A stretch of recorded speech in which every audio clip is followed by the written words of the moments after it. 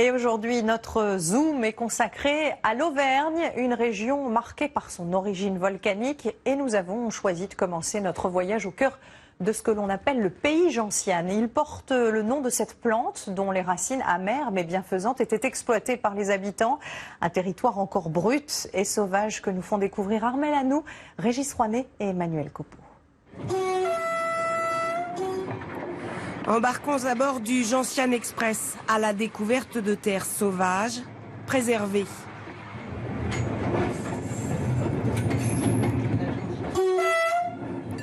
Nous voici au cœur de l'Auvergne, grenier à gentiane de l'Europe.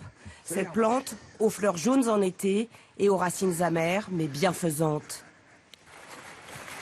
Le Massif central est une région peu boisée et dont l'altitude et l'ensoleillement permettent à la plante de s'épanouir. Il reste aujourd'hui quelques gentianaires qui peuvent arracher jusqu'à 200 kilos par jour avec leur fourche du diable. Elle a l'air pas mal. Ça se mérite, oui. Oui, parce que la fourche pèse 15 kilos déjà. La plante est la base de plusieurs apéritifs, une vieille tradition. Et on se doit de reboucher le trou. Dans les temps anciens, il y avait une habitude au niveau des fermes de réaliser eux-mêmes leur boisson en faisant macérer des racines de gentiane fraîches ou sèches dans un liquide qui était souvent du vin rouge ou du vin blanc. Pour atteindre ces prairies en moyenne montagne, il faut parfois marcher longtemps. Alors au départ de la gare de Rion à ce montagne, certains préféreront le confort du train touristique.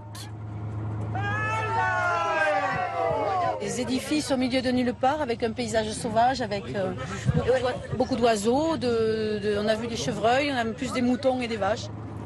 Vestige de la ligne Paris-Méditerranée, construite au début du XXe siècle au défi des éléments naturels, le viaduc de Barajol. 600 mètres de rayon à 57 mètres au-dessus de la vallée de la Rue, l'une des nombreuses rivières du territoire. Les hivers, surtout à l'époque, étaient très rudes, donc il y avait beaucoup de périodes d'inactivité quand même. Donc c'était extrêmement difficile de pouvoir organiser tous les chantiers. Et il y a eu des périodes d'interruption. La preuve, c'est qu'il a mis 4 ans pour être construit, ce viaduc. C'est très compliqué pour amener les matériaux ici. Il y avait déjà un système à câbles pour franchir la rue. Et ensuite, c'était amené jusque par charrette au bord de la route. Et ensuite, il y avait une petite voie métrique sur 2 km qui amenait les matériaux au pied de l'ouvrage. Accessible à pied, c'est rare pour un viaduc ferroviaire. L'étape est appréciée. J'adore le coin, j'espère revenir très vite. Et en tout cas, le Gentiane Express, je conseille, enfin c'est super.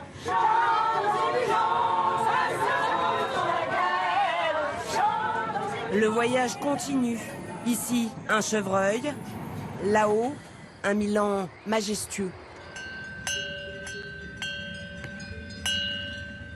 Et bien sûr, la robe à cajou des vaches salaires à l'estive. Dans ces paysages qui prennent parfois des allures gaéliques, l'eau est partout présente. Un paradis pour les pêcheurs. La pêche, de toute façon, dans un coin comme ça, c'est un prétexte à découvrir la nature. Hop là, et là on a une belle truite fario.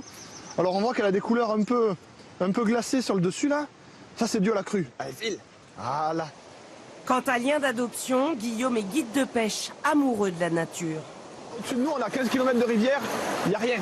Il y a juste de la rivière, des truites, des animaux et un pêcheur de temps en temps. On peut voir un cerf traverser à tout moment. Il ne nous calcule pas quoi.